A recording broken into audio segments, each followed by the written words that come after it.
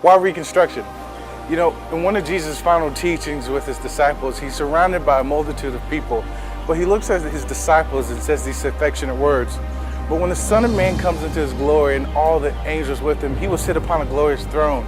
And then he goes on to say that all the nations will gather in his presence, and he will separate the people just like the shepherd separates the sheep from the goats.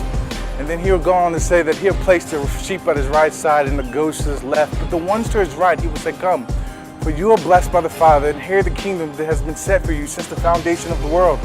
If I was hungry and you fed me, if I was thirsty and you gave me something to drink, if I was homeless and you let me in, if I was naked and you clothed me, if I was sick and you cared for me, if I was in prison and you visited me." But the righteous one will reply to him. They're going to say, "Lord, when were you hungry and we fed you, and thirsty and gave you something to drink? When were you homeless and we let you in? When were you naked and we clothed you, or sick and in prison and we visited you?"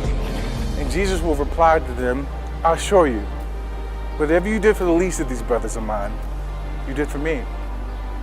You know, when we look at this passage, I think Jesus is saying two things. The first thing he's saying is that a gospel-centered person meets physical needs. I was hungry and you fed me. I was thirsty and you gave me something to drink. I was homeless and you let me in.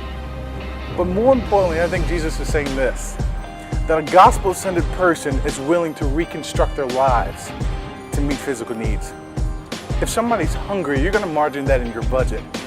If somebody is homeless, you letting them in your house, you're denying your comfort for the comfort of someone else. That's the reconstruction.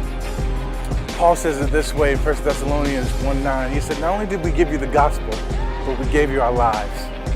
I hope that you'll meet me July 8th through 9th after Reconstruction. See you there.